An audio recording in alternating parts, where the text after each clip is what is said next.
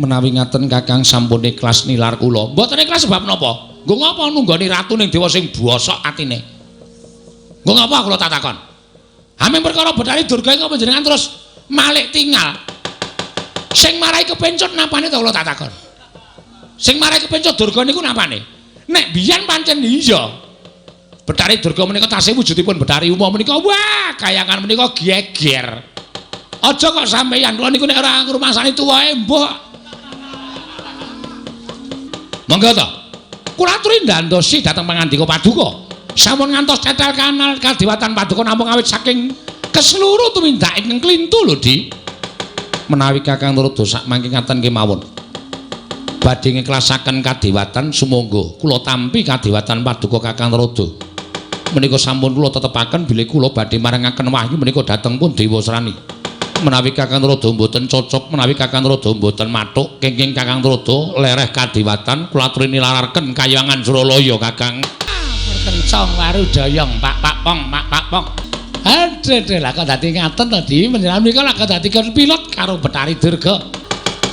Pun kula antepi tinimbangane kula dadi dewa, dewa sing sasar susur tumindake. Luwung kula dadi titah wonten ing alam padang. Kula aturi nampi Kadiwatinipun Bathara Antrada, kula nyuwun pamit mandhap wonten ing Janaloka. Aku panjenengan ngembe karo kula. Panjenengan ngilani karo Bathara Antrada, arep mapan endi? Sedulur kula oke lho, Di. Sedulur kula pirang-pirang. Mula sampun ngantos panjenengan menika ngawatiraken dhateng pun Bathara Antrada. Mang penake le sampeyan nuruti karepe Bathari Durga. Nek ana abang biruning kayiwangan, ana regeting kayangan, sampeyan ampun sambat kali Bathara Antrada. Pakarti sampeyan ajeng kula sebar-sebarke teng donya. Sok malih paningale. Sing angka 3 ya anggere kegodha wanita lah, monggo imane ora jejeg. Upama imane jejeg ya simin sing ora jejeg. Ladi Pramesti Bathara Grus minggok dalan. Gunane apa Bathara Antrada manjing ning kayangan? Ndak nganti klepetan dedosan ibarate ora mangan nangkane nanging gabul pulute. Kamudun ning jagate, Pandhawa. Adimu eneng apa-apa lho Pandhawa. Mungsuh mungsuh iblis lanat. Wani karo nata mantra ora puluh dewa. Jeleh nyawang glaring jagate bulan. Pengen dijong akhirat nyawamu ya. Pengen dijong akhirat nyawamu. Ayo aja kowe amot. Kowe mati Baladewa jaluk modar cara piye kok Al-Fatihah tujuk Kisena Nugroho. Bismillah.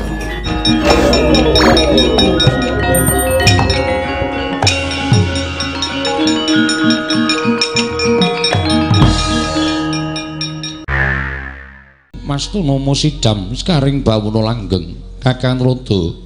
Prawi Di? Menika mboten pangling dereng ngantos purna anggen kula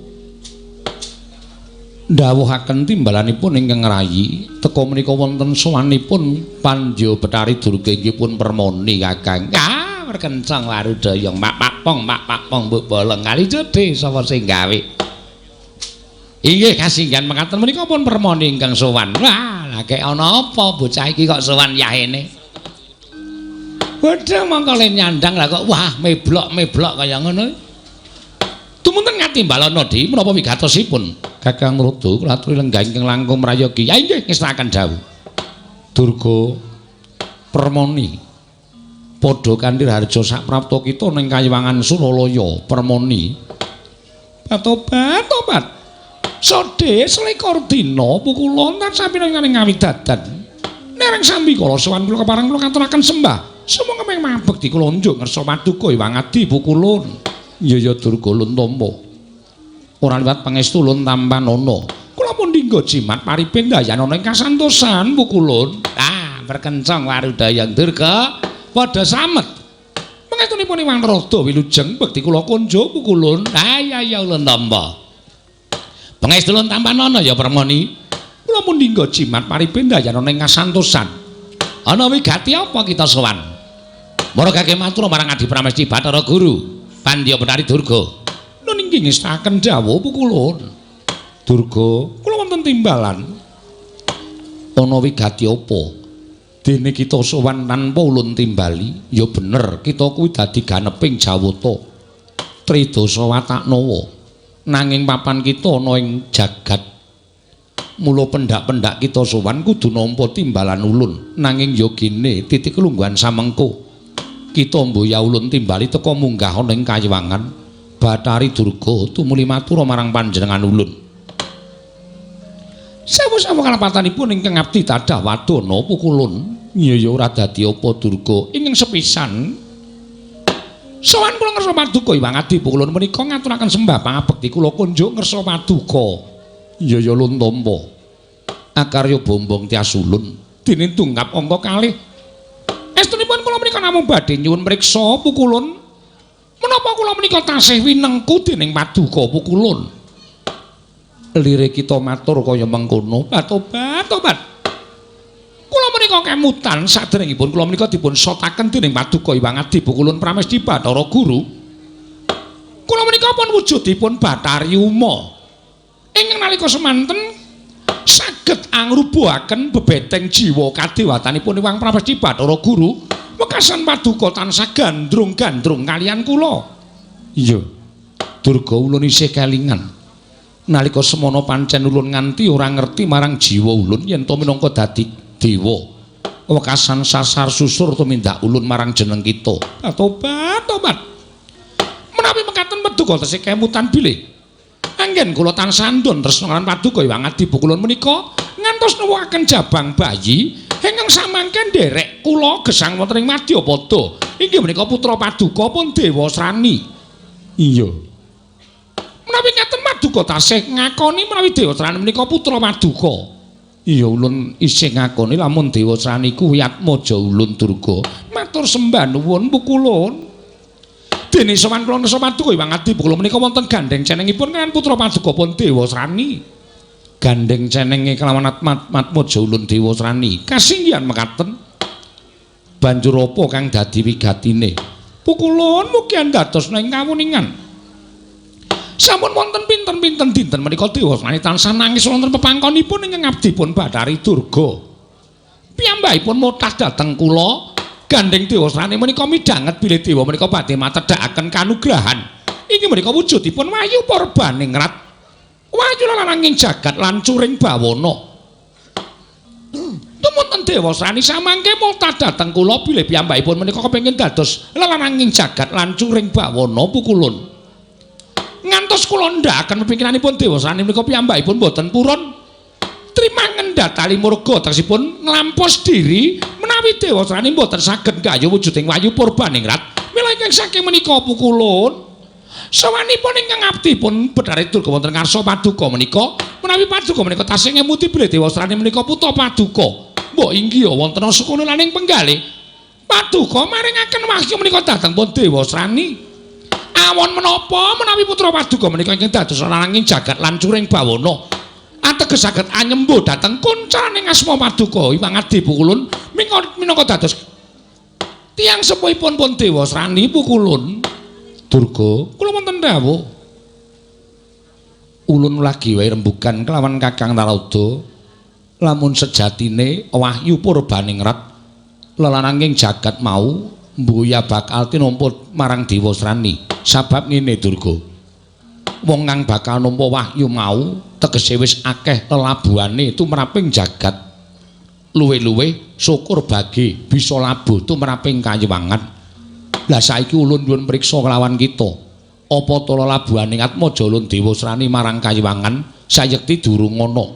Apa lelabuhaning Dewa Srani tumraping jagat sayekti uga durung ana. Duh nyono cerak nyono yen to nganti ulun maringake wahyu kelawan atmaja ulun sinengguh ulun kuwi dewa ingkang mboya adil, dewa ingkang ora bisa kinarya patuladan.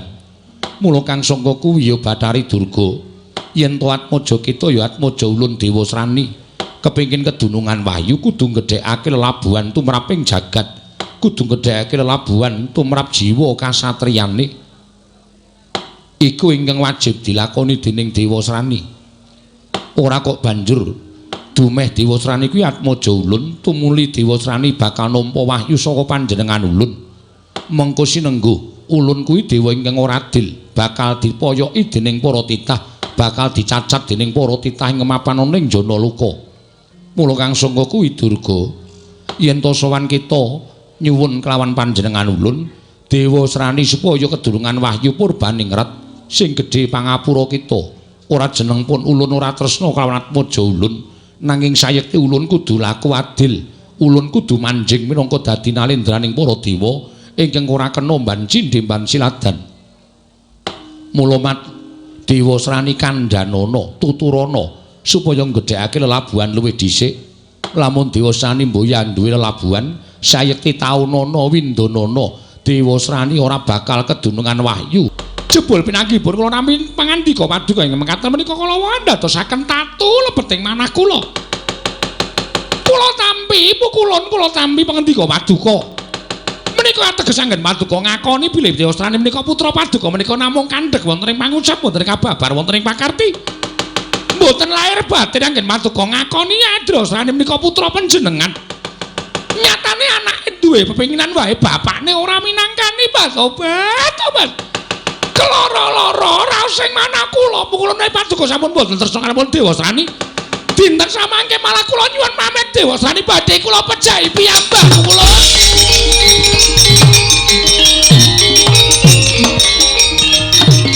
Aja kesusu mundak kesluru dalan buntu. Mboya payoga lamun kita bakal paring pidana kelawan Dewa Srani, jer Dewa Srani ora luput. Kajengipun badhe kula pejahi. Kula sampun matur nek Dewa Srani ora kelakon kedulungan wahyu dheweke arep golek dalaning patimbangane Dewa Srani anak kula menika nglalu. Luwung kula pejahi piyambak kemawon Mbah Tobat. Panjenengan menika paring pangandikan ngakoni nek Dewa Srani menika putra panjenengan. Ning nyatane kabeh mau goroh. Kala wase wau namung goroh. Panjenengan mboten ngakoni putra panjenengan pun Dewa Srani. Nyatane Dewa Srani badhe nyuwun wujuding kanugrahan kemawon panjenengan mboten maringaken Mbah Tobat.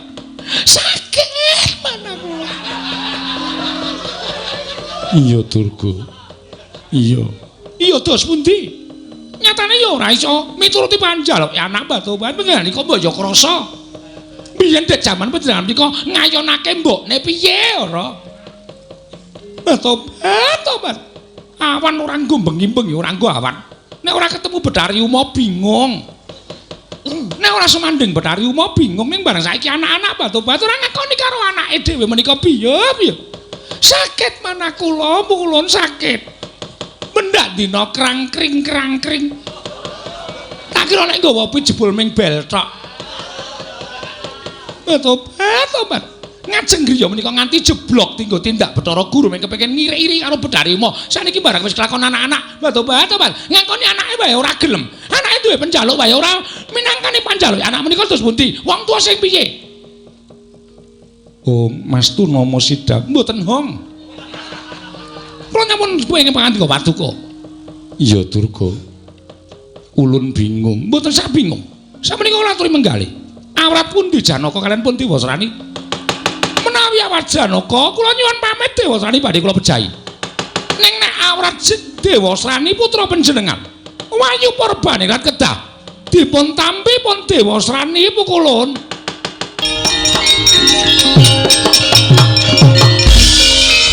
Kencang arudayang mak pong mbok bolong kali cedhe sapa sing gawe. Lah kok ngaten?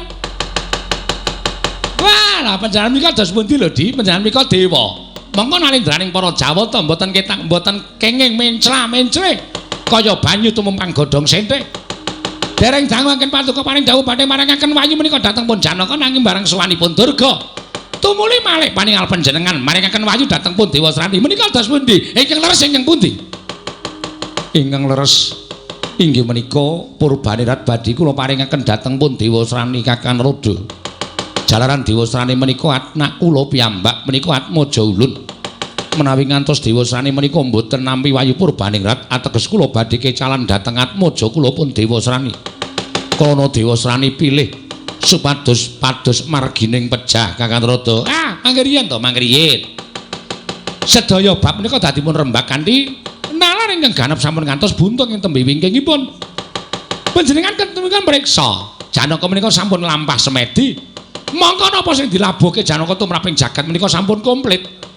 Panjenengan ugi sampun maring dawuh Kakang Rada Purbaningrat menika badhe kula paringaken dhateng pun Janaka. Lah bareng wonten sawanipun Durga. Kula nuwun sewu lho, panjenengan menawa ditangisi Durga kok rubuh adeking jiwa dewatan sampeyan. Lah kok dadi ora duwe jati diri panjenengan mboten gadahi kendali diri wekasan panjenengan rubuh-rubuh gedang amargi panjenengan welas kalian tangisipun Bathari Durga. Tumulin jabel pangandika sampun paduka dawahaken menika kala wau. Wah, nuwun sewu lho Di menawi ngaten menika panjenengan menika kula nuwun sewu. Dados dewa sing ora iso dadi patuladan. Dados Jawata inggih mboten saged dados panutan. Sampun dawaken timbalan lah kok mencra-mencre. Kula aturi inget sabda Brahmana Raja sabdaning Nalendra pangandikaning ratu. Ora kena wala-wali kaya Krisna tumameng drancang seta tan kena lumebek. Ning panjenengan mboten. Lah kok malah panjenengan menika marah-marahi karo para dewa-dewa supaya mencra-mencre gunemane esuk dele sore tempe menika dos pundi? Inggih Kakang, mboten inggih. Nek kedadipun rembak ora menggah inggih. Menika perkara jagat lho Di, perkara jagat. Panjenengan nglabuhi dhateng putra panjenengan Dewa Srani. Ning para dewa niki pun padha mireng, sedaya Hapsara Hapsari wis sapi mireng. Nek Wayu Purbanerat badhe panjenengan paringaken dhateng Janaka. Terus malih tinggal. Lah menika mangke dadi rerasanipun para Jawata. Dadi rerasanipun para dewa, dadi rerasanipun para Hapsari. Ya nek ming para dewa sing padha ngrasani nek nganti tekan jagat, para titah padha prisa, apa ora tetel kanalindran sampeyan? Apa ora rubuh kanalindraning dewa sampeyan? Nuwun sewu lho Di, menika kedang atos-atos. Inggih Kakang, mboten inggih. Panjenengan kedah wonten pangandikan ora mung inggih. Inggih. Nanging tumrap kula sareng kula pitang-pitang jebul tasih awret Dewa Srani Kakang. Waduh lah nika. Menawi sampun boten saged dipun emutaken menika nggih sumangga. Ning kula nuwun sewu. Kula nuwun sewu, ati kula gelo. Manah kula keduwung. Keduwung perkawis menapa? Keduwung perkawis pangandika paduka ing sampun paduka ngendikaken. Kula sampun remen bilih paduka menika netepi jejeke ngadil lan bebener. Ning merga saka apa kalih Bathari Durga pekasan bener lan adil sampeyan mangsisihake. Tumindak sampeyan alisir saking anggrang-gring kautaman menika mboten prayogi. Mboten prayogi tumraping Kakang nanging prayogi tumraping kula. Dasaripun menapa kok prayogi tumraping panjenengan? Mergi kula nuruti anak. Anak menika dituruti nek apik penjaluke. Nek ora apik penjaluke anak menika dikandhani, ora kok mung dituruti saben dina, apa-apa dituruti. Menika mangke putra dadi wong uga ngunggahi umpakan tegese ming sumendhe marang panguwasaning wong tuwa. Ora gelem budidaya, ora gelem bebodro. Bosane ora tau diwulang, kon budidaya apa-apa mung dituruti, apa-apa dituruti. Wah, menika mangke bocah ming barang sumendhe marang panguwasaning wong tuwa. Nek wong tuane wis ora ana, bocah menika mangke badhe ketayalan uripe, ora iso nglakoni urip nganggo sikile dhewe. Inggih Kakang Trada. Pun samenika dados pundi? Nek panjenengan diprawi Bathara Guru tetep maringaken Dewa Srani menika Purbanerat nampa dening Kang Putra. Monggo mboten napa-napa. Ning kula isin. Isine Bathara Trada kula nuwun sewu, kadewatan kula konduraken. Lho. Kadewatan paduka konduraken kados pundi? Kula mboten jabat dados dewa. Kula wangsulaken dhateng kula. Dhateng panjenengan. Lajeng Kakang Trada badhe gesang wonten pundi? Wonten ing jagat. Gunane apa kula urip ning kadewatan nek dewane sedaya mrosal tumindake? Gunane apa kula urip ning kayangan nek wong-wong kayangan wis padha minger keblate kaya sampean? Ora ana gunane. Luwung campur titah ning Madyapada malah kepenak uripe. Nuwun sewu lho. Nuwun sewu mboten ateges kula menika ngina dhateng para Jawata mboten. Ning pambeganing dewa panjenengan sampun tanpa beda pambeking Satuwana. Tinimbang urip ana ing kayangan campur para dewa ning pakartine kaya Satuwana, luwung urip ana ing alas campur Satuwana ning iso diatur uripe. Inggih Kakang, mboten inggih. Menawi ngaten Kakang sampun ikhlas nilar kula. Mboten ikhlas sebab napa? Nggo ngapa nunggoni ratu ning dewa sing bosok atine? Nggo ngapa kula tak takon? Aming perkara Bathari Durga kok panjenengan terus malih tinggal. Sing marai kepencut napane to kula tak takon. Sing marai kepencut Durga niku napane? Nek biyen pancen iya. Bathari Durga menika tasih wujudipun Bathari Uma menika wah kayangan menika geger. Aja kok sampeyan kula niku nek ora ngrumasani tuwae mbok. Ning gandeng sampeyan sampun ngayunaken Bathari Uma inggih kula temo ngalah. Ning saniki kula aturi penggalih lho Di. Mumpung tasih padhang remburane mumpung tasih jembar kalangane. Monggo to. Kula aturi ndandosi dhateng pangandika Paduka. Sampun ngantos cetel kanal Kadiwatan Paduka namung awit saking keseluruh tumindak ingkang klintu lho, Di. Menawi Kakang Narada sak mangke ngaten kemawon. Badhe ngiklasaken kadiwatan sumangga kula tampi kadiwatan Paduka Kakang Narada. Menika sampun kula tetepaken bilih kula badhe marangaken wahyu menika dhateng pun Dewa Srani. Menawi Kakang Narada mboten cocok, menawi Kakang Narada mboten mathuk, kenging Kakang Narada lereh kadiwatan kula aturi nilararken Kahyangan Suralaya, Kakang.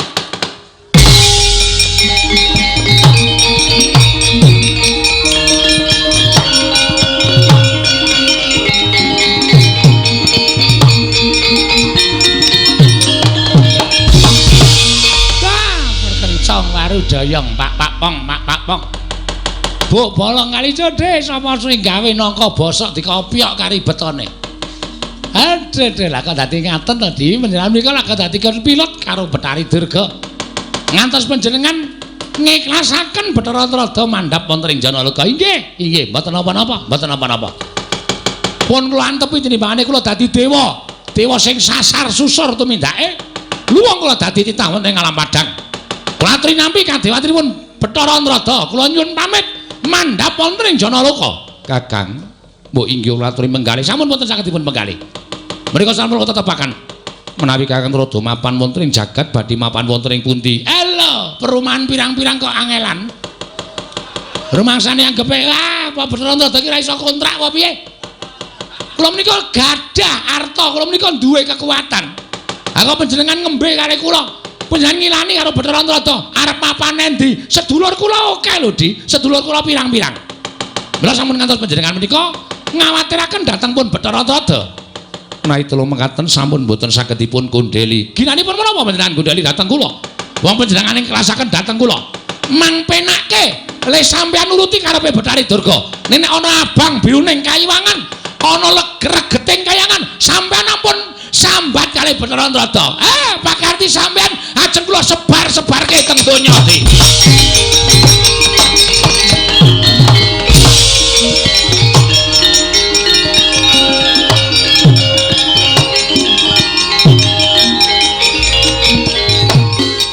Merga saka nggonku tresna kelawan Gita lan tresna ulun kelawan Atmaja ulun Dewa Srani. Nganti ulun mentala pisah kelawan Kakang Narada. Tobat sampun dipun penggalih. Pancen wong tuwa menika gunemane kadhae kaya sok suci-suci dhewe. Pancen wong tuwa menika adaanipun nuwun sewu gunemanipun kaya wong sing resik-resik dhewe. Tobat. Nuwun sewu lho Bu Kulun, kayangan menika mboten wonten Bathara Antarada menika janjanipun mboten menapa-menapa tasih mlampah. Iya Durga, inggih. Waton panjenengan menika tasih sumandhing kaliyan Betari Durga. Panjenengan tartemtu ayem sugengipun wonten ing kayiwangan. Iya pancen mengkono. Inggih, kula menika laladi menapa-menapa saged. Tur dasaripun namung kecalan kami tuwa kemawon nuwun sewu lho. Kula menika ya pinter, kula menika ya iso awas. Kula menika ya ngertos dhateng mubamu sing para titah. Dados menawi kecalan Bathara Antarada menika sampun mboten wonten menapa-menapanipun. Menawi panjenengan tasih sumandhing kaliyan Betari Durga. Iya, Durga. Inggih. Bathara Antarada iso mijeti, kula ya saged mijeti. Kula saged lados kaliyan panjenengan badhe mbetahaken unjukan, kula ladosi panjenengan badhe siram batu-batu. Kula ingkang ngandhuki. Iya, Durga. Inggih, panjenengan lajeng ngendikanipun groyok kados mekaten. Ulun dadi kelingan duk nalika padha karon sih. Nalika kita isih wujud Bathari Uma. Tobat. Nah kula rumiyin kan sakmenika menika mboten wonten bentenipun nggih. Sakmenika kula menika radi lemu. Iya. Nanging lemu kula menika kenceng lho Bu Kulun. Iya. Iya Betari Durga. Inggih, mboten glombrot. Iya. Mila sampun kuwatos kula menika tasih saged njagi dhateng badan kula. Iya Betari Durga. Salajengipun kados pundi? Nanging ulun njaluk kelawan jeneng kita. Panjenengan kula paring dawuh menapa? Supaya aja nganti kawistara lamun ulun kuwi mban cindhe mban siladan kelawan Atmaja ulun. Ndak jaluk Dewa Srani nglakonana tapa ingkang tan prabeda dilakoni dening Arjuna. Ya kuwi tapa ngambang ana ing tengahing samudra. Mekaten Bu Kulun? Ya. Nanging menapa inggih saged? Nuwun sewu lho Bu Kulun mboten ateges ngasuraken dhateng putra Paduka. kasektenipun Dewa Srani menika mboten sak timbang, mboten sak bobot kalipun Arjuna. Menawi Janaka saged apa mangambang wonten tengahing samudra, nanging menapa inggih Putra Paduka Dewa Srani saged nglampahi semedi kados ingkang dipun lampahi deningipun Arjuna pukulun. Tertentu piyambakipun badhe kerem wonten tengahing samudra. Menika ingkang watosaken dhateng manah kula pukulun, kita aja kuwatir. Kita bakal ulun paringi ngampil titian ulun Lembuandini. Lembuandini mengko dititi dening Dewa Srani lan supaya nglakoni tapa ngambang ning tengahing samudra. Kanthi cara mengkono Dewa Srani ora bakal kerem ana jroning samudra. Batobat. Menapa menika saestu? Ya, durga ulun paringi ngampil. Ngestaken dawana supaya dititi dening Dewa Srani. Kanthi cara mengkono Dewa Srani ora bakal kerem jroning samudra. Ngestaken dawuh pukulun. Sawise Dewa Srani tapa ngamang-ambang sarta mengko weruh Janaka nggone tapa ngambang uga ana ing lengkeng Gunung Himawat wujuding samudra anakan. Supaya aja nganti Janaka nampa wahyu purbaningrat ulun dawuh kelawan kita dawuh kelawan Atmaja ulun Dewa Srani. Kinen gawe patine Janaka. Batobat. Menika saya angel dipun gayuh pukulun jer Janaka menika kenging lara luputing pati. Janaka menika sanget kekathah anggenipun gadhahi aji jaya kawijayan mila. Sinten ing badhe ngrenah dhateng pejahipun Janaka menika luput senjata tawa tegesipun boten saged kasembadan. Mila babar pisan kula nyuwun senjata saking Maduka Iwang Pikulun supados dados sarana pejahipun Arjuna pukulun. Sarta kita isih nyuwun malih marang panjenengan ulun boya bakal kandhuwa kalawan kekarepan kita tartemtu bakal ulun paringi yen to pancen Janaka angel dipateni ulun bakal mimba wujuding jemparing ingkang digdaya paringna marang Atmaja kita Dewa Srani dadi sarana patine Arjuna. Sawise kita nampa jemparing kedadanan saka ulun sartane kita mboyong Lembuandini kebat muduna ning jagat Dewa Srani dawuhana supaya tapa mangambang ning tengahing samudra. Ngestaken dawuh Paduka Iwang Adi pukulun.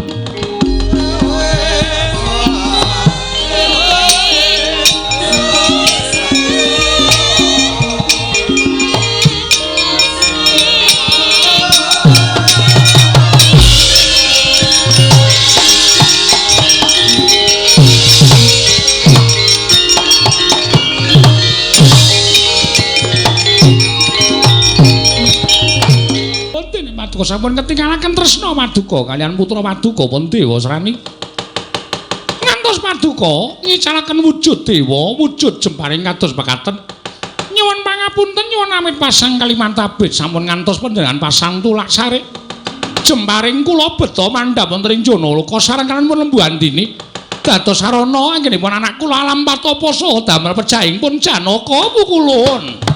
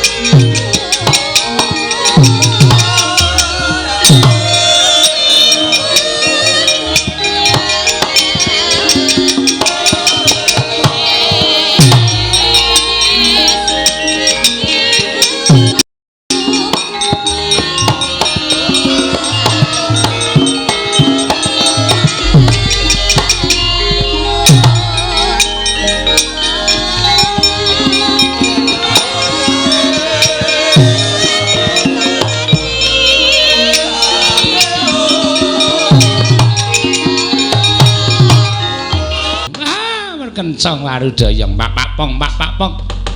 Buk bolong kali codhe sapa sing gawe. Lah kok dadi kaya ngene kananing Suralaya. Ingkang sengawit tentrem ora ana apa-apa bareng ana suwane Bathari Durga. Wah.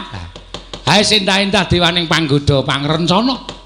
Barang sing apik dadi ala, sing tentrem dadi rusak, sing rukun dadi congkrah yen ketekan Bathari Durga. Ah, buktine Adi Pramesti Bathara Guru wae. Dewaning para dewa ora kuwawa nampa marang pacoban. Ora kuwawa marang panggodaning Bathari Durga. Lah tobat. Lah kok jebul bener ngendikaning para sepuh, ngendikaning para kaki-kaki nadyan wujuding titah. Jebul godaning kuwi ana 3 perkara godha jagat sing abot kuwi 1 bondo, 2 derajat, 3 wanita. Alah. Kokean bondo wekasanake sing padha malik paningali. Kejuwuren derajat pangkat mongko ora kuat nampa derajat pangkat adat saben sok malik paningali.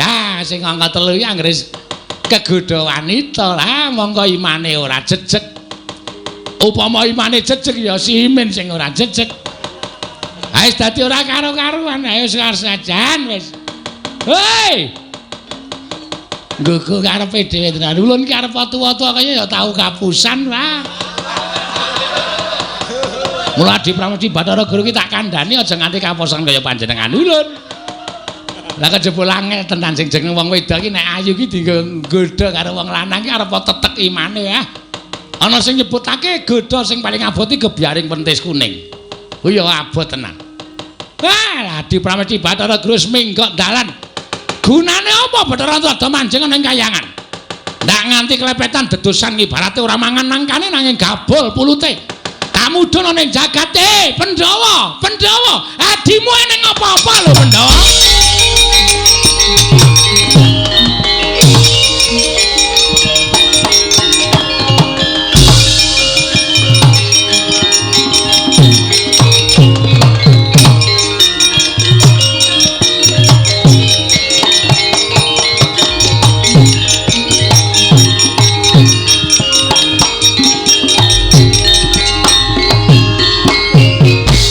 Dewa Srani kepareng kula cemadhong dawuh. Nggih Gusti nadyan kula ngabdipun cemadhong dawuh, ngabdipun tumenggungan. Sinuwun kula cemadhong dawuh, Dewaji kula cemadhong dawuh. Wadyabala saka negara Nusarukmi nggih wonten timbalaning kadhawuh. Wektu dina iki bakal klakon penjangkaku. Nggonku minangka dadi lalanging jagat lancuring bawana. Monggo dewa bakal matedhake kanugrahan kang aran Wahyu Purbaning Rat Sumurupa. Yen to sejatine ingsun kuwi atmajaning Sang Hyang Bathara Guru. Ibuku Kanjeng Ibu Pandya Bathari Durga. Mula aku wis nyuwun tulung kelawan Kanjeng Ibu supaya matur ngersani Kanjeng Rama Pukulun Bathara Guru. Supaya maringake Wahyu Purbaning Rat marang Dewa Srani. Yen to kelakon penjangkaku nggon kedulungan Wahyu, tan wurunga jagat iki ora ana wong lanang ingkang kembari marang panguwasaning Nalindra ing Nusarukmi. Mekaten. Gusti, ya pancen mengkono. Mula kang sangka kuwi dina samengko mung kari ngrantu marang rawuhe Kanjeng Ibu. Yen Kanjeng Ibu wis rawuh ana ngarep aku lan bisa ngaturake apa sida lan orane aku nampa wahyu. Yen pancen sida keduga kedulungan wahyu, aja wedi kangelan. Kabeh para wadyabala ndak kaparengake suka-suka mangun sukaning manah. Seneng-seneng ropyan-ropyan ring perlu aja nganti ngitung entek ing brana picis. Sak seneng-senenge para wadyabala maharga nggonku bakal entuk kanugrahan. Oh, eno nggih. Ngestaken dawuh. Menawi kula mekaten menawi sampun paduka dawuhaken kula badhe kula candhi nggo jimat. Gusti kula ingkang sinuwun Prabu Dewa Srani. Rekat lambang rata tan Pantara. Prateng sukuning argaram kang tuminga.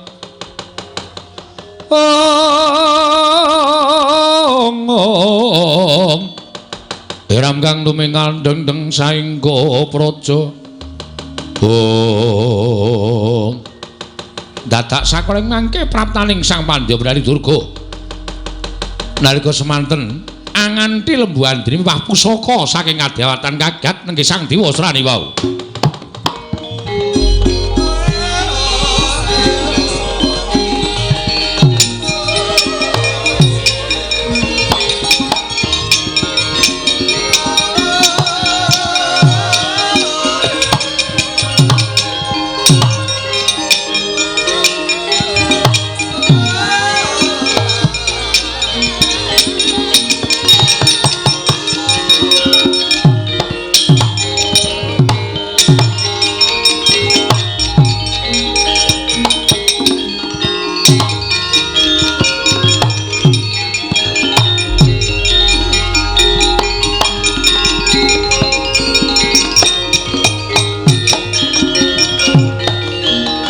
Mangkah anggro sesumbar Lindho pome kuncing kumaluduk kuntur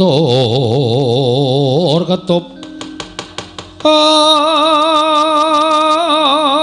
ngong lumembak penyu kang kumambang aduh Kanjeng Ibu kemarin kula ngaturaken sembah sumung keping pabektinipun ingkang putra pun Dewasrani atobat tak tampa Dewasrani kaslak nata ing raos daya-daya kula ngamuning-aning kados pun njanggen maduka sowan Kanjeng Rama Pukulun. Ibu, kula nyuwun keterangan ingkang gumathok. Menapa Kanjeng Rama Pukulun Sang Hyang Pramesti Bathara Guru ngudanenipun menawi dados panjangkanipun ingkang putra pun Dewasrani. Dewasrani anakku lanang cah bagus. Seneng-senengno pikirmu ya ngger bungah-bungahno rasamu. Wektu dina iki marata gagesawangan aku kinantenan lembu andini. Sartane pusaka kadewatan ing bakal ndak paringake marang kowe. Lan mruhanamu Dewasrani. Wong atuamu ya kuwi Hyang Pikulun Bathara Guru, ya Hyang Pramesti Bathara Manikmaya. Sayekti bakal maringake wahyu Purbanerat marang sira kula Dewasrani ngger cah bagus. Aduh ngaturaken panuwun tanpa pepindhah.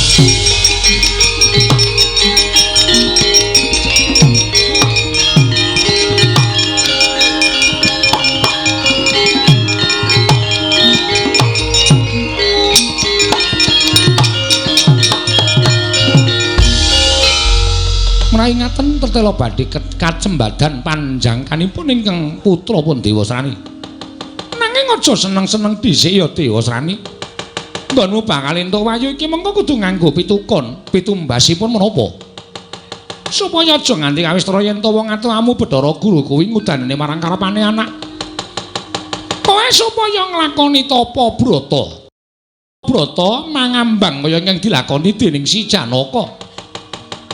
Lan sawise mengko kowe tapa ngambang ana ing tengahing samudra kanthi nitih lembu andini awat-awatane ing kanthi permati ya Dewasrani yen wis katon wujude Janaka nggone tapa ngambang ana ing tengahing samudra caketana sawise mbok caketi pusaka ing ndak paringake marang kowe lepasno supaya Janaka tekaning mati yen Janaka mati ora ana ing bakal ridu nggono bakal entuk wayu Purbaningrat Dewasrani. Titiprane manganak anong paricata mbak lumembak lamun mambeng lerombak ing samudra angra menawi tela mekaten Ibu tumuntun samangke kula aturi maringaken pusaka saha kula badhe nganti lembu andini prapta wonten ing telenging samudra ing putra nedya nglampahi tapa mangambang wonten ing samudra sartete ngati-ati duga-duga digawa aja ilang kaprayetanmu ya Dewasrani pusaka jembaring taman ana lembu andini kanthi manjing telenging samudra lho niki ngestaken dawuh nyuwun pamit Ibu sing ati-ati aja kaya bocah cilik.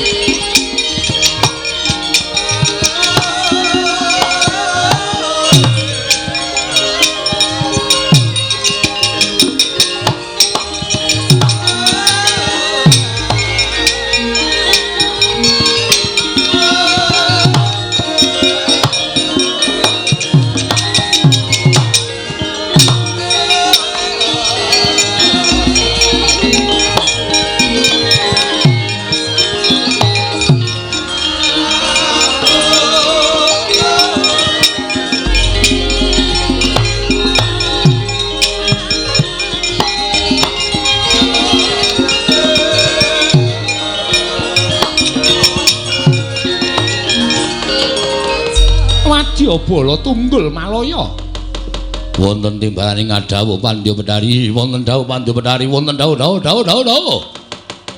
aja wedi kangelan bantunen bendaramu supaya entuk kasembadan wujuding wahyu Purbaningrat iki kanthi sarana kowe jejaga ning tepis wiringing utawa ing gisik ing samudra papan manggone tapa bendaramu Dewasrani. Sapa wae kang bakal nyaketi telenging samudra aja mbok keparangake mundhak ngganggu gawe kasutapane anakku Dewasrani. Nuwun ngestaken dawuh Pandya Bedari. Lajeng pangkatipun Prawadya Bala mbenjang menapa ora ketang sambung apa cara lintang tumile padha mangkat dina iki. Aja tigangelan Wadyabala Buta patang prantas sapanakare pisan dibudhalake. Aja ana ingkang cicir ya Wadyabala. Nggih, nyuwun pamit madhal pasiran. Sing ati-ati aja kaya bocah cilik kowe Wadyabala Tundul Malaya.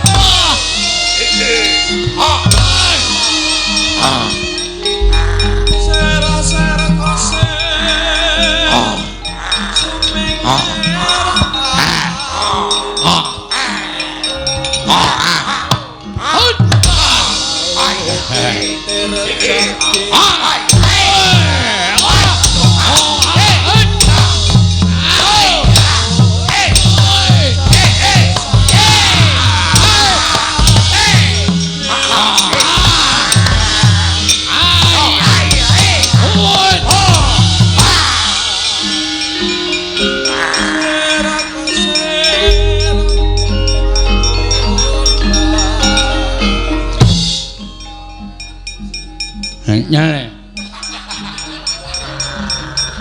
Mengeh aku. Hah? Oh, nyemangat. Iya. Ora nyuknyai. Nemu nyengelit nyamak-nyamak. Menyak nyengelit meh. Aduh. Nek ngentu wae. Biyen yo medhen aku nek manenake yo ora kowe. Ora kuat. Kudu nganggo obat.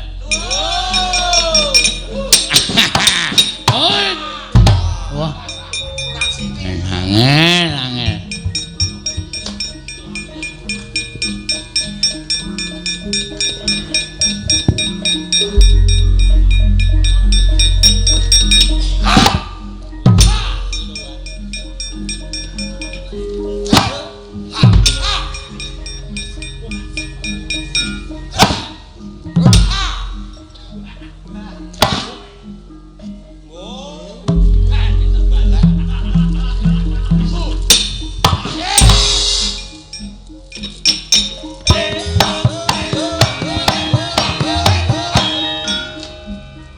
Kucing.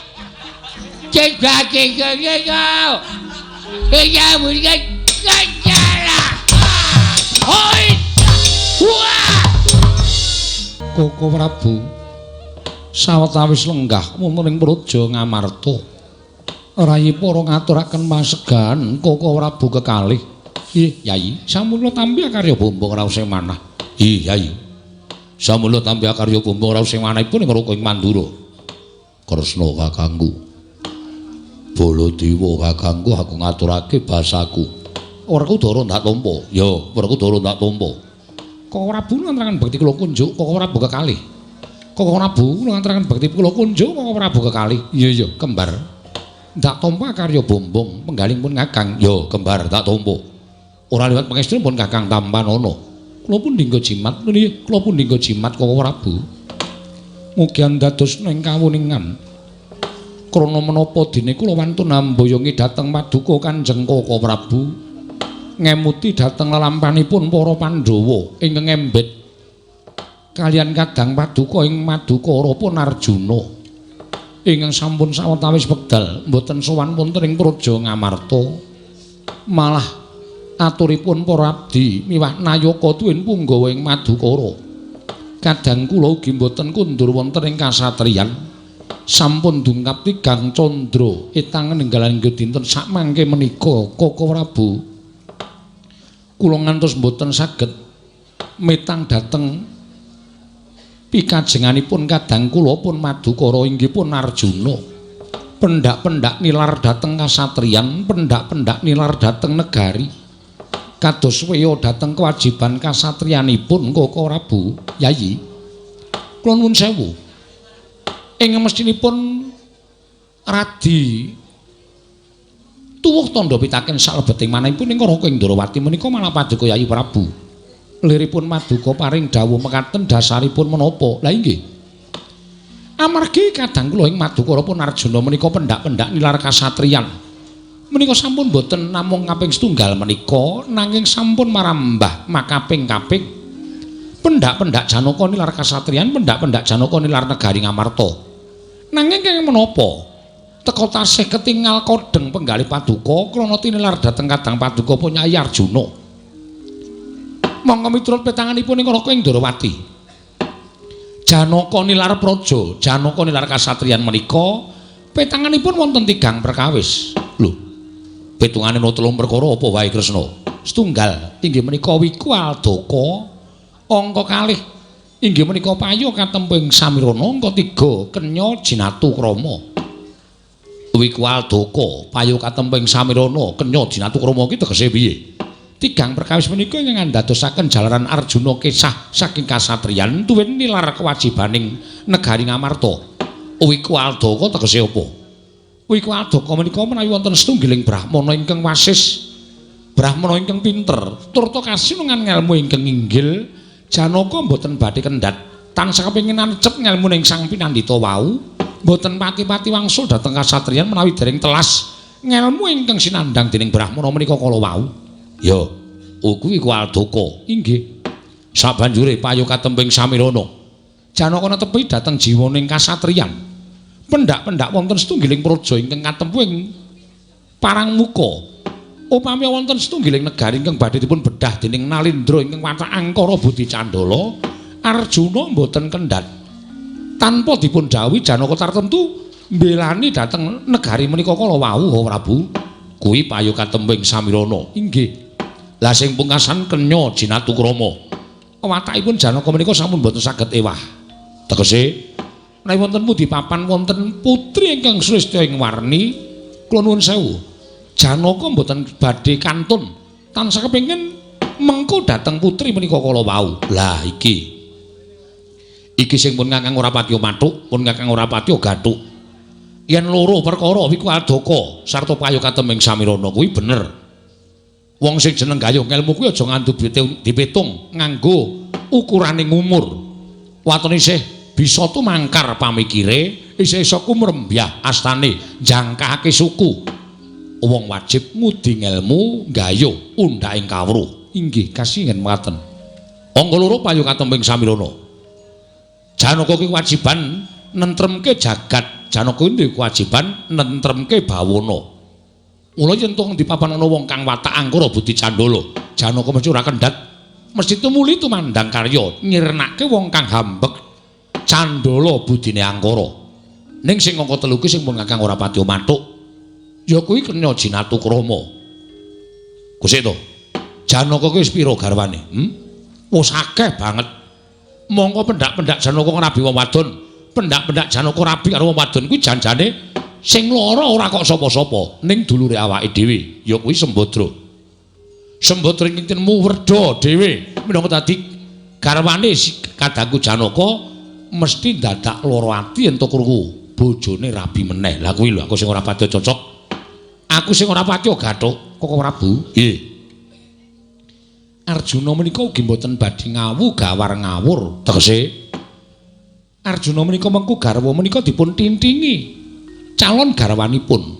Menawi wanita menika kala wau kegaduhan wahyu ingkang badhe anjunjung derajatipun piyai kakung, Janaka tertentu badhe mengku garwa dhateng wanita menika kala wau. Ning menawi wanita menika kala wau namung ngasoraken derajatipun piyai kakung dados jalaran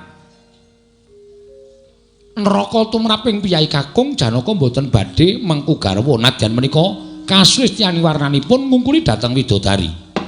Oh ngono, inggih. Mila Janaka menika mawi petung mboten kok agan tumindak ingkang tanpa petang menika mboten. Ning nganggo digelar lan digulung. Ya wis pancen kaya menapa Kakang manut. Lan sae kersane gawe sami aji kepiye? Koko Prabu. Nadyan paduka ngaturaken mawadan tigang perkawis ingkang dados jalaran kadang kula nilar dhateng kasatriyan tuwin negari Ngamarta. Nanging kula suwun kanthi sanget Koko Prabu. Sampun kinten sak mangke Pandhawa gotang.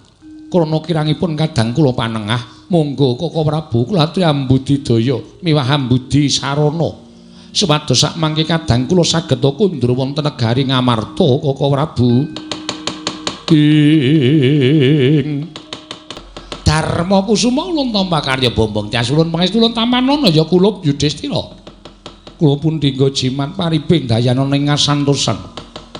Pukulun ngaturaken sembah pangabekti kula kunjuk. Ya, Kresna ulun tampa. Pukulun ngaturaken sembah pangabekti kula kunjuk. Ya. Baladewa ulun tampa. Nurutu kakekku aku ngaturke basa aku katura. Ya, Waryudara ulun tampa. Pukulun ngaturaken pangabekti kula kunjuk. Pukulun ngaturaken sembah pangabekti kula kunjuk. Ya, nek Kresna ulun tampa karya bombong tias ulun. Wonten menapa pukulun dene paduka tedhak wonten ing Madyapada.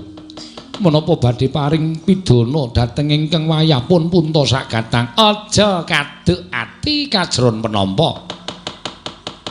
Yen diulun mraptong ning negara Ngamarta iki ora pisan-pisan barang bakal paring pidana marang jeneng kita kulup Puntadewa sakadang kadeyan. Nanging mau bakal mbabar sarta ulun bakal menehi ngerti lawan kita kulup para Pandhawa. Mesti wae kodheng penggaling Puntadewa apa dene Werkudara lan kembar. Sabab wis watara suwe. Ya kuwi kadang kita ing Madukaraya si Janaka nggone ninggal kasatriyan Madukara apa dene ninggal kewajiban negara Ngamarta? Inggih kasinggihan mekaten. Lajeng menapa wonten sambung rapetipun kaliyan Paduka Hyang Adipukulun? Ana, merga Prapta ulun ana ing negara Ngamarta iki bakal meneh ngerti menyang endi to dununge adimu si Arjuna. Pukulun ngaturaken panuwun ingkang tanpa pepindhan. Ing mekaten tumunten klaturi paring dawuh kadang kula menika mapan wonten ing pundi? Ngene ya, Ger. Sayekti kadang kita si Janaka mau ora kok tumindak ingkang ora prayoga. Sarta nuruti marang diri pribadi mau mboya. Nanging Janaka golek ganeping kanugrahan. Gandeng kadang kita si Arjuna kuwi wis kedunungan wahyu ning ratu. Mula ora jeneng aneh lamun kudu golek geneping wahyu ning ratu ya kuwi wahyu laranging jagat lan curing bawana. Kanthi alaku tapa ngambang ana ing tengahing samudra anakan ing kemapan ning sukune Ngarga Himawat. Watara suwe Janaka nggone tapa ngambang wekasan kapresanan dening Sang Hyang Jagat Girinata. Sang Hyang Jagat Girinata paring dawuh yen to wahyu Purbaningrat bakal tinampa dening si Arjuna. Nanging durung nganti rampung babak anglayoni jujul anusuli. Sowane Pandya Bathari Durga ingkang ngaturake yen to anake lanang Durga kang aran Diwasrani kepatutan kalawan Hyang Prawedi Bathara Guru ya kepengin kedunungan wahyu Purbaningrat. Lah. Tumuli malih paningali Sang Hyang Jagat Girinata. Wahyu ingkang sekawit badhe kaparingaken marang si Janaka menggok dalan bakal diparingake dening si Dewasrani. Malah nalika semana ulun presa dhewe yen to adimu lanang si Janaka dina iki paribasan ancik-ancik pucuke ngeri. Merga Dewasrani didhawuhi supaya dadi jalaran patine si Janaka, aja nganti Janaka dunungan wahyu Purbaningrat. Ya wahyu laranging jagat. Kanthi sarana patine Janaka mengko ingkang dibantu dening Adi Prawedi Bathara Guru. Wahyu Purbaningrat bakal tumiba ana ing Narendreng Tunggul Malaya ya kuwi si Dewasrani Nger Darma Kusuma. Kena ngopo Bathara Guru tumindak kaya ngono kowe ora ngelekake? Jarene kowe kuwi kamituwaning dewa.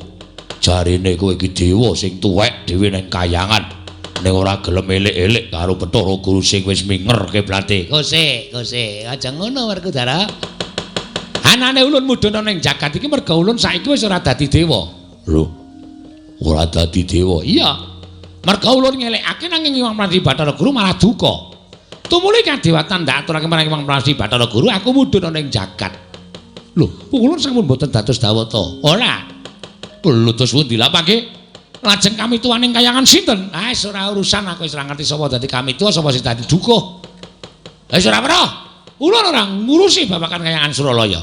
Lah, kanthi karo mengono, kita kula kudu tata-tata. Arjuna nek ora mbok ayomi, bisa mati saka tanganing Dewasrani.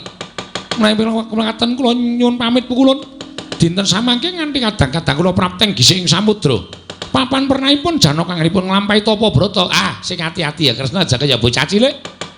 Weh lah kok dadi kaya ngono lakone Kresna. Wonten dawuh aku melu. Inggih ngestaken dawuh. Wah, Setyaki. Anak-anakku dawuh kabeh prapteng gising samudra. Sapa sing ganggu gawe kasutapane Janaka? Ora usah dadak taren karo aku. Sampurnana. Lho iki ngestaken dawuh. Mangkat dina iki kuntret. Nggih, ngestaken dawuh.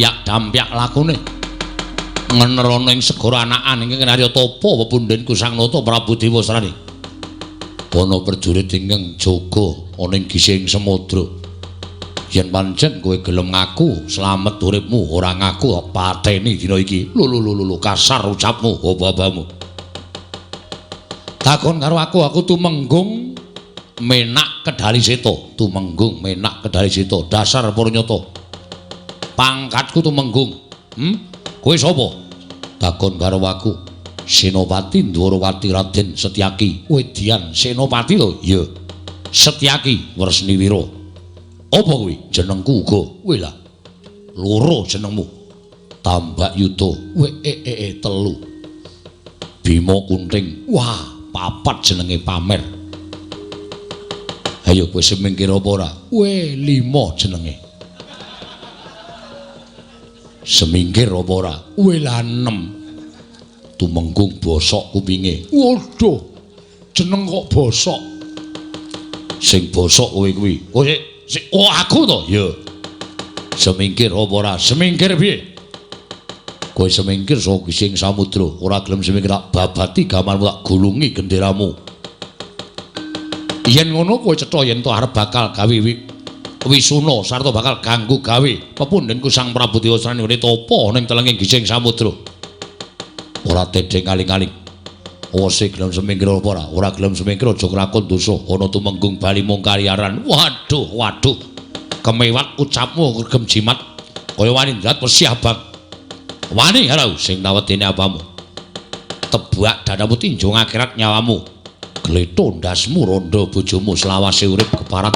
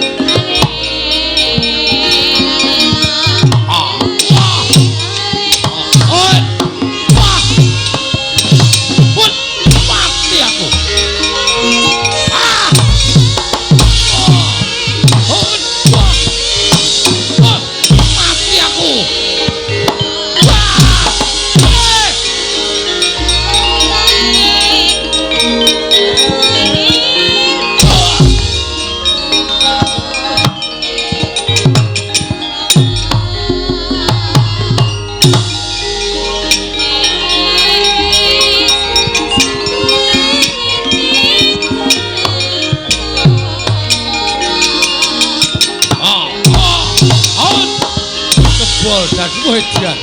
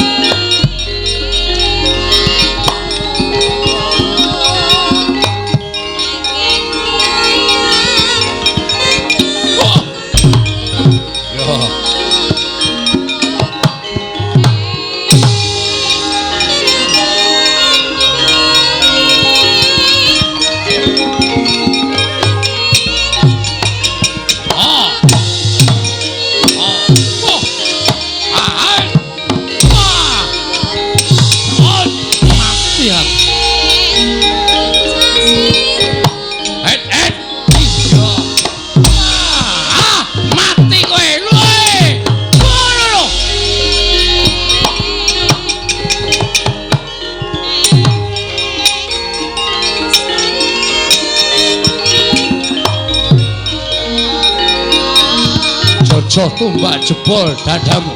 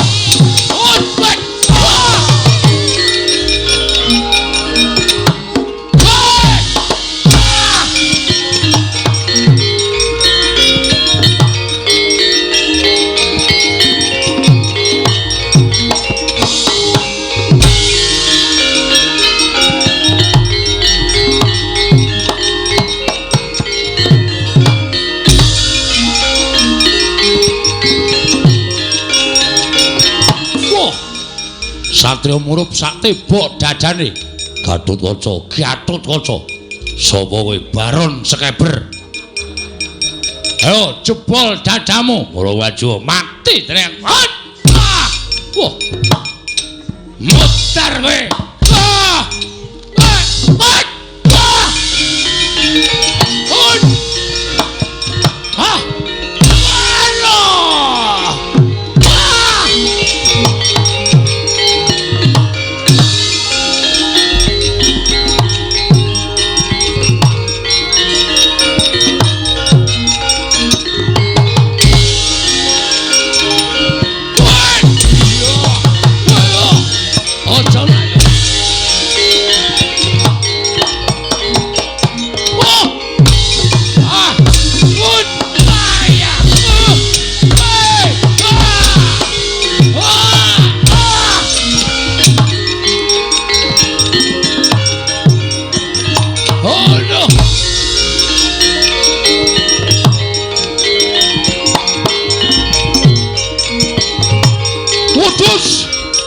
Edian kaget aku.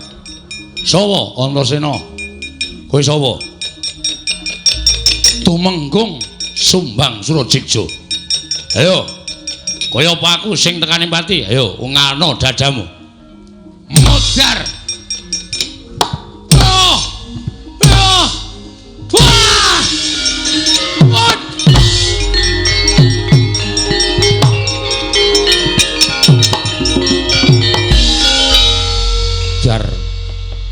Tak go mlebu bumi tak pendem sisan. Sengara iso urip. Mingkari nuncepi pring tulisi Kiai Sumbang Surajigja. Wafat dina iki. Kang aja mundur, Kang. Prajurit Tunggul Malaya pirang-pirang diadepi, Kang.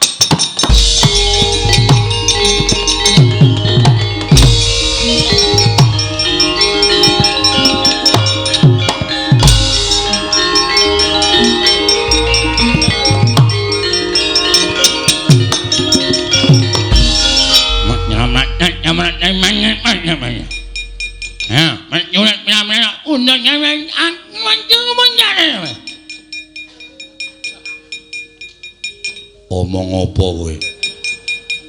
Prajurit omongane ora cetha. Ayo Pak, kon piye? Kon piye apa? Nenekmu sapa? Apa kuwi? Nenekmu. Maksude? Wah, ora ketemu. Ora ketemu nyelak nyami nyelak pandangan nyam ora omong. Ani aku. Sopo jenengmu? Tak nyenang Numenggung Panjingan menjiru. Apa? Numenggung anak ini ora dong mundur. Ora bakal mundur. Ora dong ngomong aku ora mundur karo piye? Ora dong ngomong aku ora mundur karo piye? Omong sing cetha. Omong aku ngene iki cetha banget. Ora nana tulis.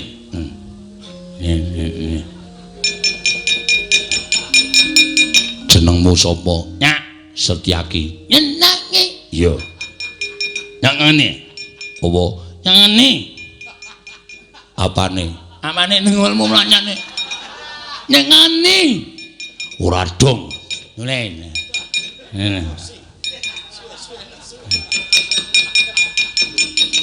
Saka ngendi? Ya. Dwarawati. Ini mana nih ana? Ana menune panjang kok. Apa? Ah. Tulis. Nulis meneh.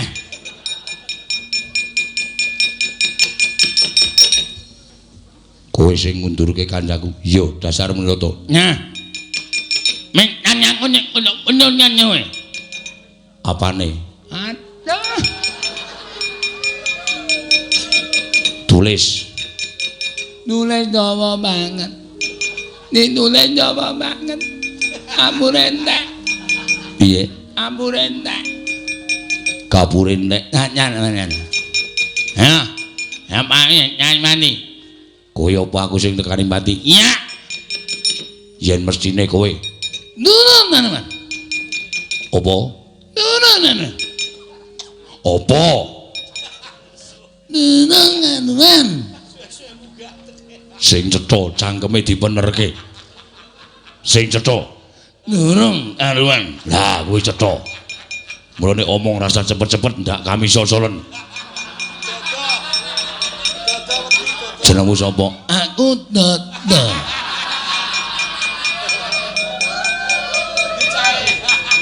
Aku nek omong namanya oke, nek oke. Kami dodolan. Ya.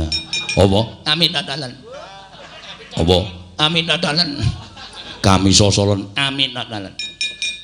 Jenengmu sapa? Dodo. Ayo kowe ngejak apa? Perang. Perang. Nyadan mana? Nih anak-anak ngene obat nyet aja me. Apa? Nih pantangan kok tinjo gak enak jawab. Di pandanganku Tinjo gak enak jawabmu. Akhirat. Akhirat. Akhirat. akhirat. Ya. Tinjo gak enak nyawamu. Dinjung akhirat nyawamu. Nyawamu, tutu nyawamu. Nyawamu. Sing dadi nyatane. Ya, kowe nanti lho. Wis Nanti nyupa. dengkulmu melotot. Tangan daratan tangan ima tumat nyakit. Apa? Tangan daratan nyarian. Tangan ima tumat nyakit. Sing dadi nyatane Nyemlok nanamu. nyemlok. Nyemplok. Ora nyemlok. Semplok. Nyo cobanen Mati tenang. Tanah apa? buri apa piye nyo? Tanah apa? Nggon sirah. Tanah apa? Aku ingin bilang memarang. Maladen tangane anu. Kon balas. Maladen. Nek mati Mati dijoki lengo urip meneh. Nah, ayo. mati dari aku. Mati nyamane tangane ati yo.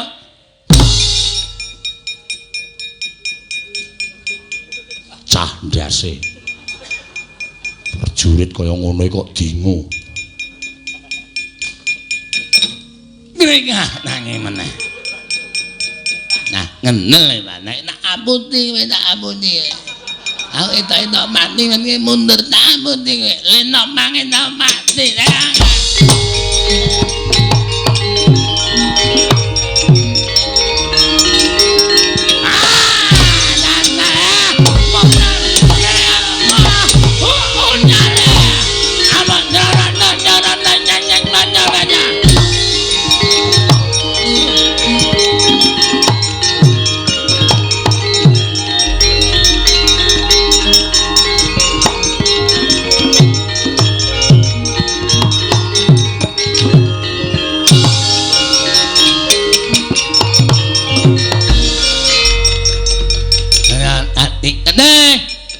Mangit tadi kedeng.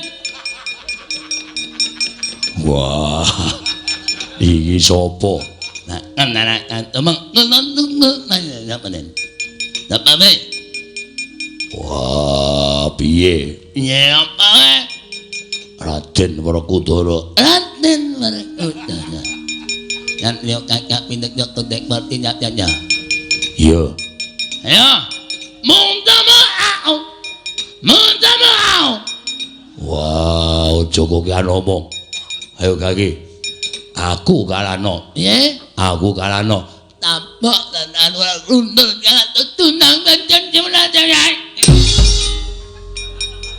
Dan mentul. Ayo kaki. Ya mana. Edan. Wah, ayo kaki. Kalahno aku. Nang memarang, ayo, marang tenau. Cah ndasmu. Gimana? Nah, tak amusi dia mana.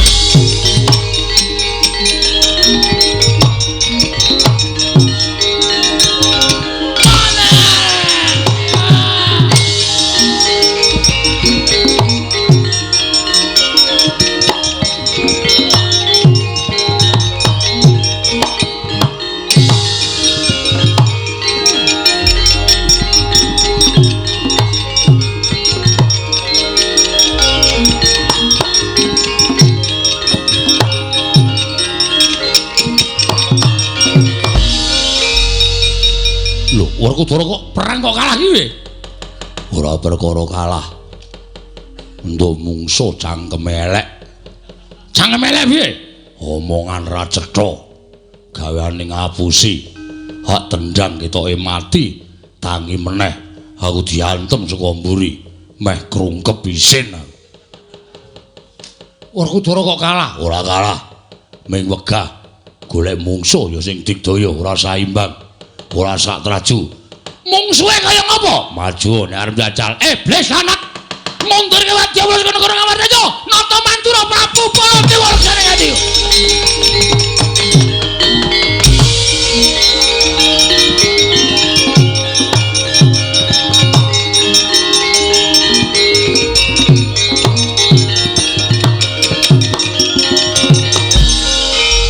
Sapa iki?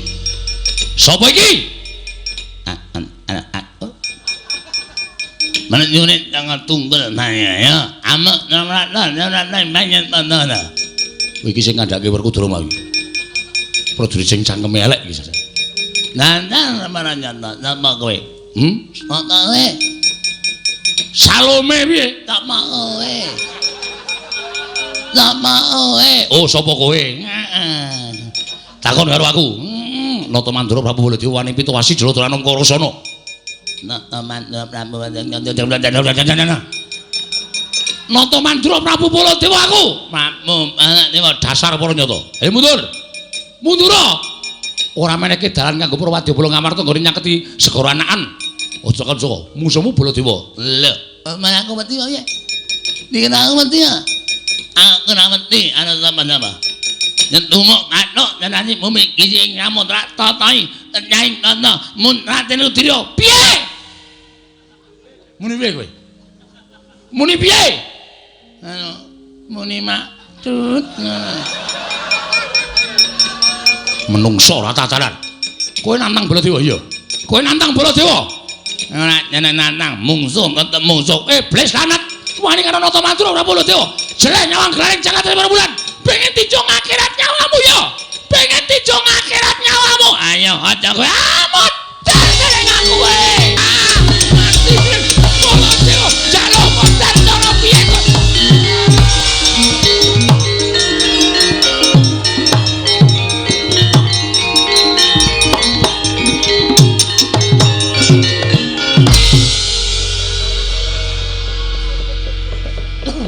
Innalillahi wa inna ilaihi. Modar kowe ndeng bindeng. Wah kaya gleleng-gleleng.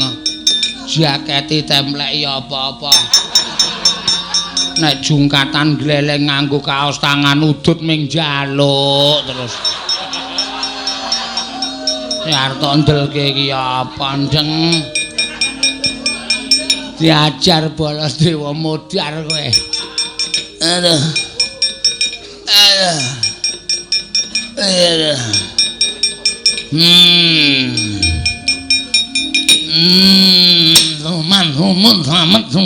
selamat. Jenenge duwe parikan to kata-kata kok sluman selamat. Prabu Baladewa pancen ampunan. Kowe mungsa sapa? Prabu Baladewa, Mbah. Prabu Baladewa. Nggih. Hendake munyo kula bludrek mundur. Kok senjake bludrek? Gagas omongan kula ora jelas. Hendake bumet nilai mundur. Raden Werkudara mundur. Kula kumanta menang. Ketemu Ali Baladewa.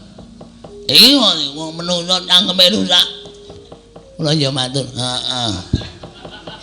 Ayo Baladewa sing ngeno mati ning aku piye? Sing muni ngono sama Baladewa. Ngetak kula muni piye? Muni piye kowe? Aku ya muni, kula muni matut ngoten. Wis senengane Sembrono karo Prabu Baladewa kok dijak gocek. Sembrono wis kandhane dereng andal mani meneng ae. Mengane wayu. Jeng. Oh, dar.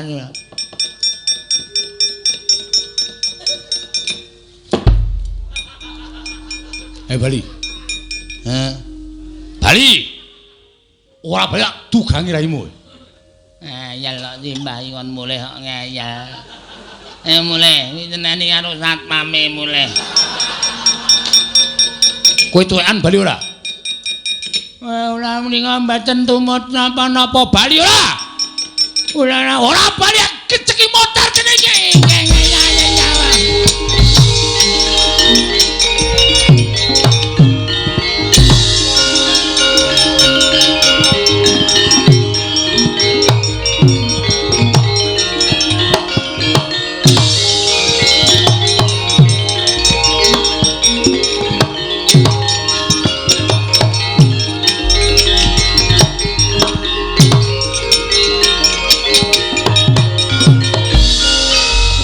Aja mbok candel Kresna. Warsikane gising samudra. Kok Prabu. Ingkang wigati sampun ngantos damel risak para wadyabala Tunggul Malaya. Nanging sakmenika sawetawis wadyabala saking Tunggul Malaya sampun kesah. Ya. Sampun katon margi ingkang anjok wonten ing samudra. Ya. Werkudara. Nggih. Anak-anakmu kon ngubengi segara. Gandeng segara iki mung wujuding segara anakan ora adoh puruke Yayi. Ya. Sapa sing weruh Dimas Arjuna aja nganti diganggu gawe. Dimen ditutukake nggone nglakoni tapa, mung dijaga wae Werkudara. Ngestake dawuh. Kok Prabu? Nggih. Werkudara tindakipun mangilen kula panjenengan mangetan supados madosi wonten pundi denipun kadang kula panengah. Ya, Kresna ayu tak dherekake. Monggo Kok Prabu ya.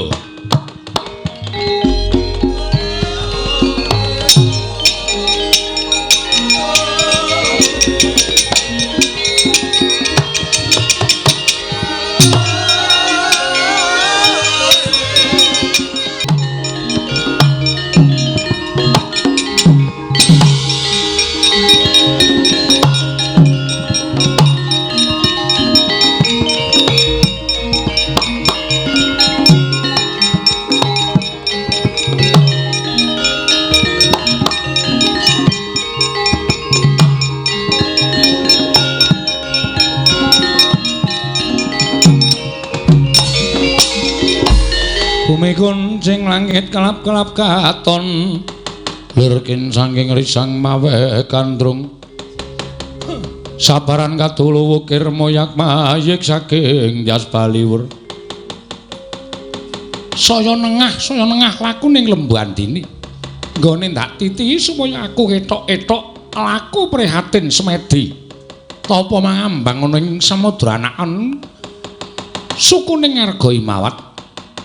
Mongko saya saka kene tak wis padake saya katon citraning Kakang Janaka. Nggone laku ta apa ngambang ning tengahing samudra.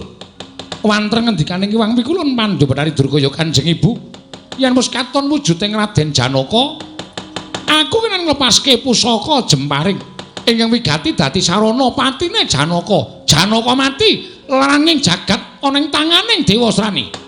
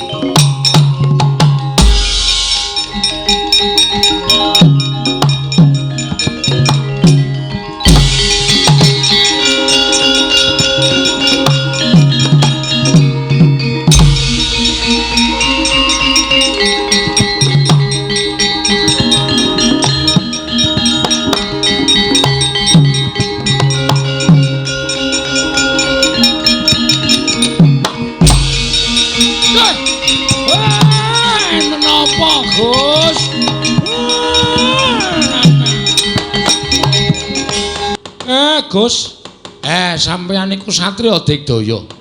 Kenging napa kula tak nyuwun priksa ampun kendel mawon. Ndara. Ndara. Gus, lho.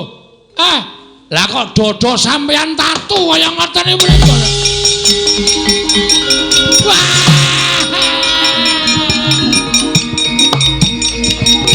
Aduh.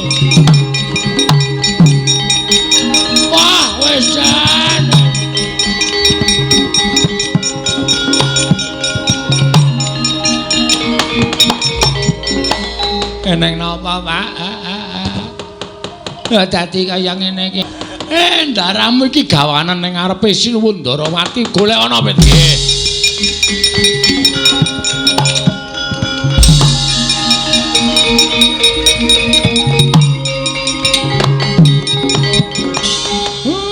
Ora pati ndugamana.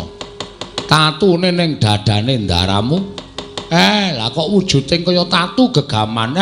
Tak tontone sapa sing tumindak ora prayoga ya?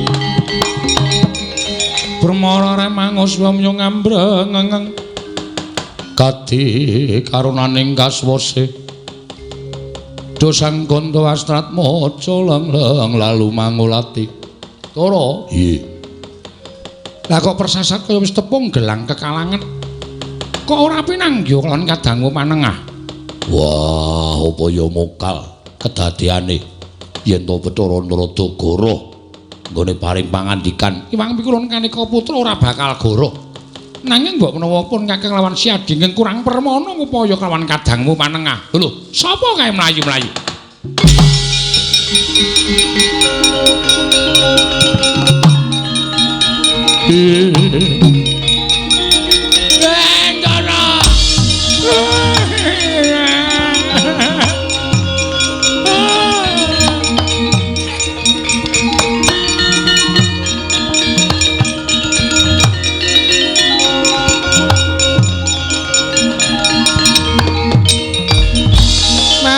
Mobang mangarono kadinetrane nganggo rapo sabdaning kukila ring kanigara sageter kene donganing kunglir wuwu sing pine panca. Petro, nggih. Eneng apa Petro? Sekawis kula ale bapakane Bagong nunggu ndara anginipun lampah tapa ngambang wonten ing seganten.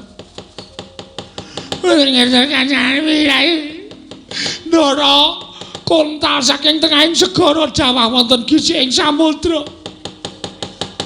Sampun kados mekaten kawontenanipun latri mirsani den dadanipun Ndara Janaka tatu gegaman. Lho.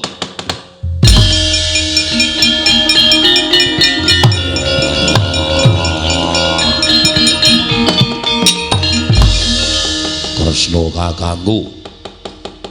Kena ngopo adiku lanang Janaka? Wah, getihe tetes-tetes saka ndodho.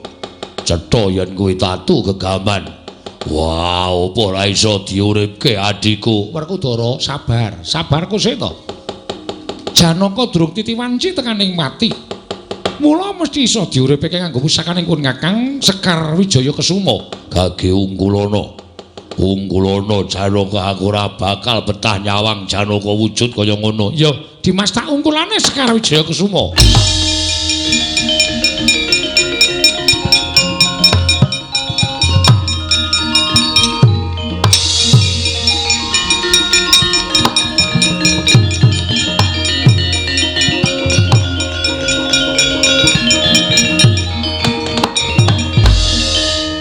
Arjuna wonten maring Kadawu.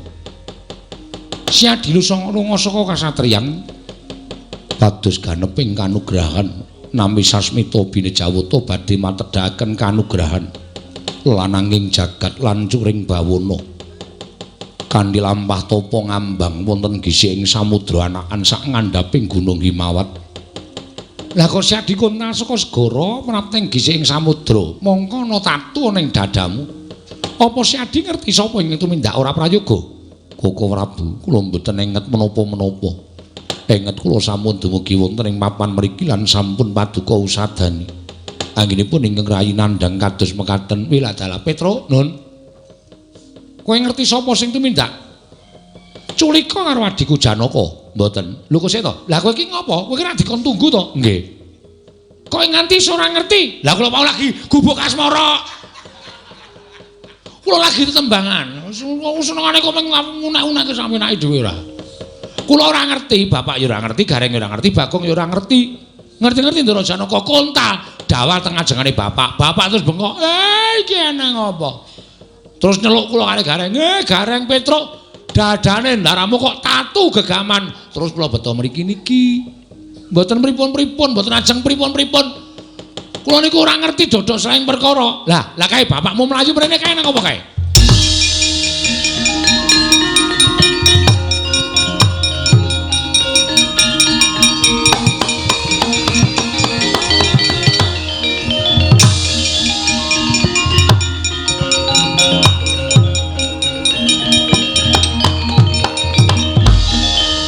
Semar, kula. Piye Semar? Panjen. Kula sing kurang permana. Bareng kula titip priksa, kula tiling-tilingke paningal kula. Enten sing ngembari tapa ngambang ndara kula Janaka. Mboten pangling Dewa Srani, ning kula kok gumun Dewa Srani kok kekuatane meh padha ndara Janaka. Jebul sareng kula waspaosaken Dewa Srani nitih Lembu Andini. Lho. Lembu Andini titianing Sang Hyang Wangkulon. Bathara Guru nggih. Nggih Dewa Srani niku mbok menawa sing nibani pusaka kalih ndara kula Ndara Janaka.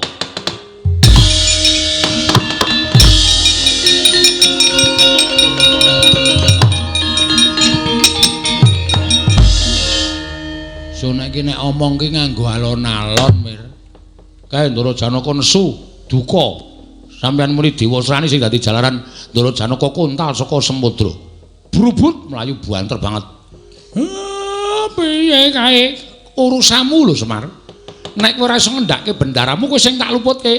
Den, mangke riyen ampun kesusu Ndara.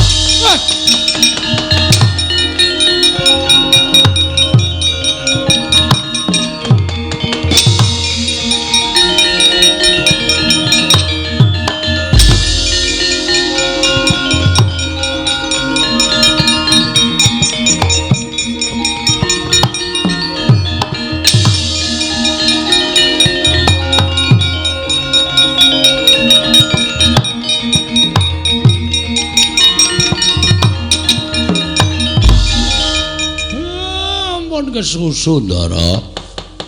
Mengke ndak mboten prayogi. Kurang ajar. Ngelimpe karo Janaka Dewasrani apa wis atos balunge wis ulet kulite.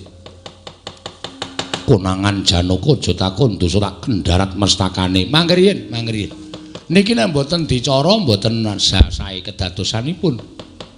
Kudu kepiye Kakang Semar? Sampeyan manglepaske jemparing, ning sing manglepaske jemparing ampung ngener Ndara Dewasrani. Sing mang jemparing Lembu Andini. Dewasrani nika nek ora nunggang Lembu Andini ora iso kemambang teng segara. Lembu Andini iso ilang, Dewasrani mesti kerem. Niku wis dadi hukuman ingkang sak murwat. Mati dening aku kowe Dewasrani.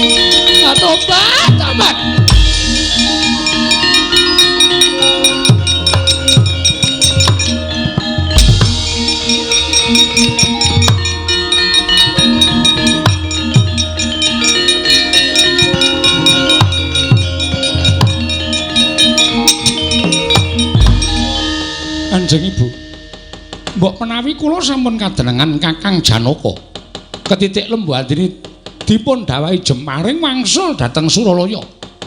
Kula sampun mboten gadhahi pengajeng-ajeng saged pikantuk kanugrahan. Kowe aja ngono ya, Nggir.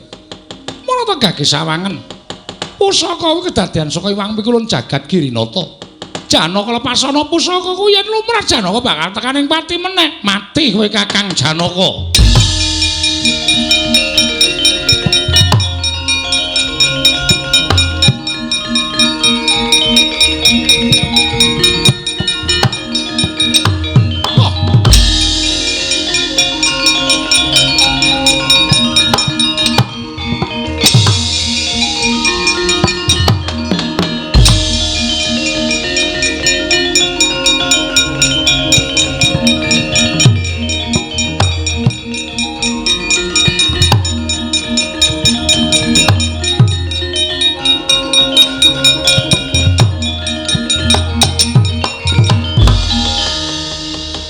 Tanggaping Gatiri Sang Nayantaka sumerep cumlarating jemparing lepas saking astanipun Sang Dewasrani. Graita bilih menika ngekrahi Sang Manikmaya sigra cinandhak punang jemparing. Hot!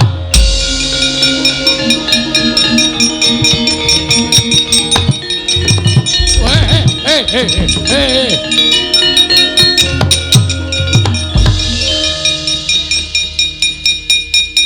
Lho Pak, kok lucu jemparing kok tok cekel kaya ngejak melayu kaya arep uwal. Iki jemparing ampuh. Lho.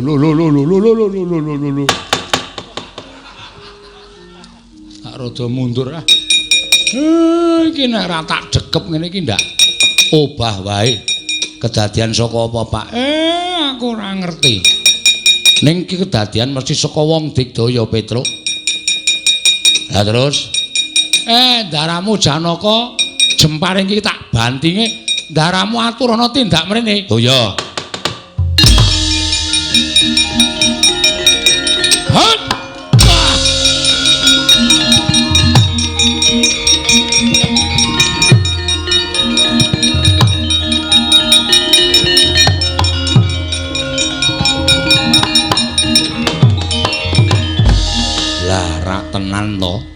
Manikmaya. Inggih Kakang. Kowe kok mbantu karo anakmu. Mergi menika anak kula Atmaja kula kena. Ning penjaluke anak ki tintingen petungen dhisik. Nek penjaluke kuwi becik apik turut ana. Ning nek ora prayoga ora becik elekno. Kuwi wong tuwa sing apik. Wong tuwa sing iso mulang karo anak. Nek pendak-pendak anak duwe penjaluk mentok uja wae bakale ora bakal dadi anak sing apik. Nggih. Kejaba saka kuwi kowe wis mengeng karo dak. Jiwamu minangka dadi dewa.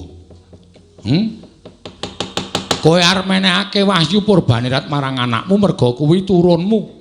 Kuwi jenenge kowe mbanci ndhe mbanci ladan.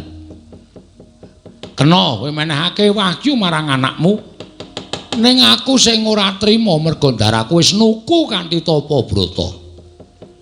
Wenehna wahyu marang Atmajamu ning dina iki kayangan kudu tata-tata nampa pengamuke Semar. Ning yen kowe iso maringake wahyu marang ndaraku, kabeh keluputamu tak apura ora tak aturke marang ngersaning Sang Hyang Padawenang ning kowe tak jaluk baliya dadi dewa sing apik ning kayangan. Nek ora iso dadi dewa sing apik, aku sing arep ngapikke kowe.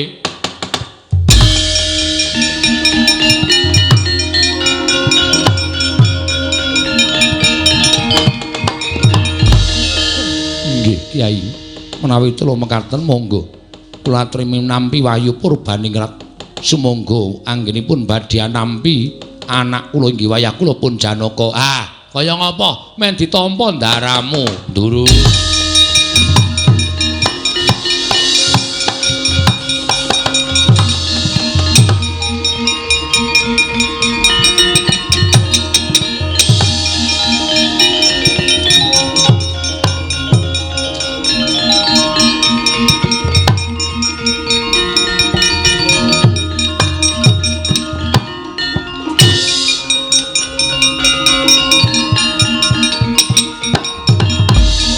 Tobat Kakang Semar. Iya. Kowe iki mesti ngumbar wisa. Kowe iki mesti ngumbar watak angkara. Durga. Arep ngapa kowe? Nyuwun wahyu badhe kaparingaken dhateng anak kula pun Dewasrani. Wahyu wis mapan nanggane Ndara Janaka. Arep mbok jaluk to. Ayo, langka ana Semar. Kula mboten wantun. Nek ora wani bali. Kula nyuwun wahyu, ora eneng wahyu. Wahyu wis mapan nanggane Ndara Janaka. Bali. Inggih. Ora bali. Ora bali. Ora bali. Ora bali. Inggih. Ora bali. Ayo. Kakeswan kok sarung kok disilake lho. Bali ora? Inggih, kula wangsul.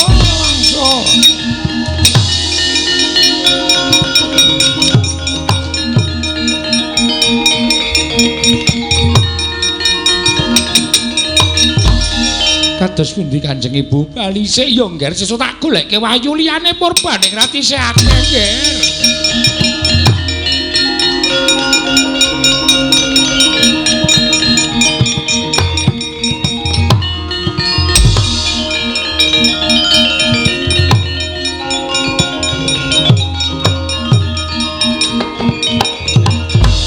Arsa madangi jagat tumunguk-munguk paneng sapucaking wukir marebak bangsu miret keneng soroting surya mega lan gunung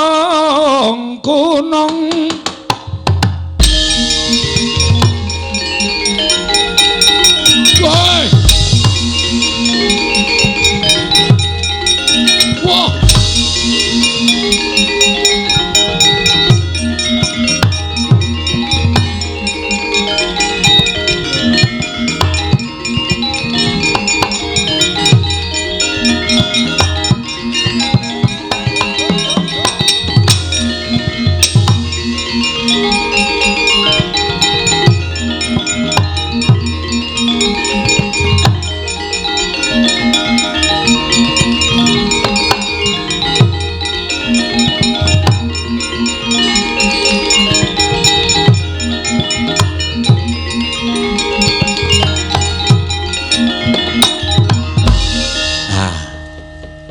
wahyu pun mandhap ingkang rayi sampun pikantuk kanugrahan Ndara purnaning gati dalu menika mugi-mugi sedaya manggiya katentreman manggiya kabagyan nampi barokah ing Hyang Mahanasa sak pengker kula mugi-mugi mriki pinaringana katentreman karukunan kabagyan kebagas kewarasan lan karukunan semanten ugi kula nyuwun pamit sak rombongan wangsul dhateng sudung kula piyambak-piyambak niring sambikala mboten manggih halangan setunggal menapa Ndara. Wah iya. Suminten bakul tela cekap semanten crita kula dalu punika. Menawi wonten lepat kula sak kanca nyuwun mangapura nggih Den.